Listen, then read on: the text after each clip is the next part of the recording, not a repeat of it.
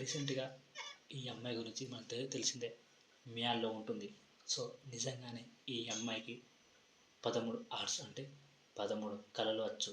Martial arts కానీ, కలరీ కానీ, ఇలా చాలాంటి డ్యాన్స్, పాటలు చాలా కళలు వచ్చు. అందుకే ఆమె చాలా కంట్రోల్గా ఉంటుందని డైరెక్టర్ మనకు చెప్పాడు. సో ఇప్పుడు ఆ సినిమా గురించి మనం మాట్లాడుకుందాం. అదే 8 వసంతాల మూవీ రివ్యూ. భావోద్వేగం అనే బాణం లొంగనిది, అంటే లొంగని కంట్రోల్ యువర్ సెల్ఫ్ అన్నట్టు. సో ఎలాంటి సిచ్యువేషన్ అన్నా ఒక అమ్మాయి కంట్రోల్లో ఉండాలి. ఒక శబ్దం ఉండదు కానీ పలుకుతుంది. అదే కవిత్వం. ఒక్కో అక్షరం మనిషిని తడిసిపోతే అదే కవిత. సో ఈ సినిమాలో లైన్ అదే వేరే లెవెల్లో ఉంది. సో అదే భావాన్ని వెండితెరపై చూపించాలంటే కేవలం కలం చాలు కాదు, కనీసం కళను అనుభూతిపరచగల శక్తి ఉండాలి. 8 వసంతాలు ఈ ప్రయత్నం చేసింది, కానీ అడుగు వేసిన దారిలో కాస్త తడబాటు కనిపిస్తుంది. సో లైట్గా కథలోకి వెళ్దాం. సిద్ధి, అయోధ్య, అవంతిక స్వేచ్ఛకు ప్రాధాన్యత ఇచ్చే అమ్మాయి. రచయిత్రిగా పేరు సంపాదించుకుంది. మార్షల్ ఆర్ట్స్లో నైపుణ్యం ఉన్నది. ఒకే రోజు ఆమె జీవితం వైపు అడుగులు వేసింది. వరుణ్ హనురెడ్డి సంగీతానికి ప్రాణమిచ్చే అతను ప్రేమ కోసం తన సొంత అభిరుచులను తాకట్టు పెడతాడు. ప్రేమ సాగుతుంది, కానీ ఏదో మలుపులో వరుణ్ మనసును మారుతుంది.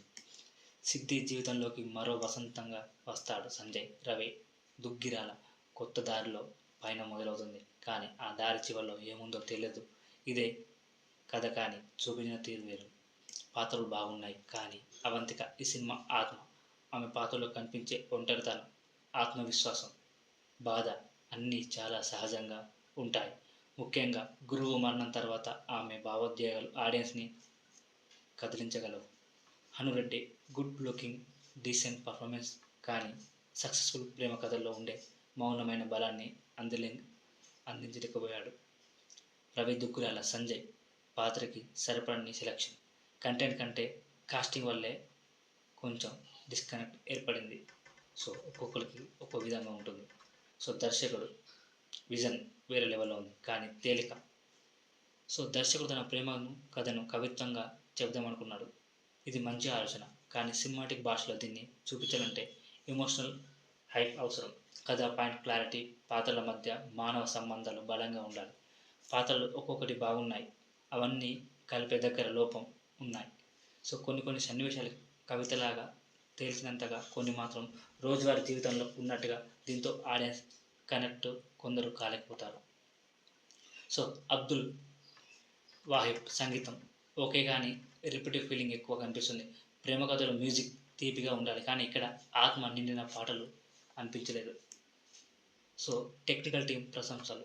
సినిమాటోగ్రఫీ, ఊటీ, కాశ్మీర్ లొకేషన్ మంచిగా చూపించారు. విజువల్ చక్కగా ఉన్న కంటెంట్కి వెన్నుగా నిలవలేదు.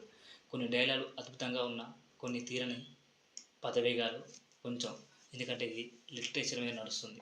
ఎండిపోయిన గుండెని గ్లిజరిన్తో ముంచి తీసినట్టు. సో బలమైన కథాంశం లేకపోవడం, డైరెక్షన్లో క్లారిటీ అనేది తగ్గిపోవడం, కానీ ఆయనే తీశాడు, కానీ కొన్ని కుదరకపోవచ్చు. సో డైరెక్షన్ మాత్రం బాగుంది. సో సంజయ్ పాత్రకు బలంగా ఉండకపోవడం, క్లైమాక్స్ ఎమోషనల్ కావాల్సిన చోట దాదాపు లేకపోవడం. సో 8 వసంతాలు చూస్తుంటే ఒక అందమైన నక్షత్రాన్ని గీసి ఆ వృత్తం పూర్తి కాకుండానే ఆపేసినట్టుగా అనిపిస్తుంది. అద్భుతమైన అభిప్రాయం ఉన్న ఆలోచన తీరికగా చెప్పడం వల్ల ఈ జనరేషన్ ఆడియన్స్కి అది చేరలేదు. సో ఇది సూపర్ గుడ్ మూవీ. మంచి టేకింగ్, మేకింగ్ అండ్ లిటరేచర్ అన్నీ బాగుంటాయి, కానీ కొంతమంది ఆడియన్స్కి నచ్చకపోవచ్చు. సో ఫీల్ గుడ్ ప్రేమ కథ కాదు, కవిత్వంగా చెప్పబడిన ప్రేమ ప్రయోగం, కానీ ఎమోషనల్ పూర్తిగా కుదరలేదు. సో ఎమోషనల్ సినిమా ప్రేమించే వారికి ఒకసారి ఓపికతో చూడదగ్గ సినిమా. సో ఈ ఛానల్కి కొత్త వచ్చిన లైక్ చేయండి, షేర్ చేయండి, సబ్స్క్రైబ్ చేయండి. జై హింద్.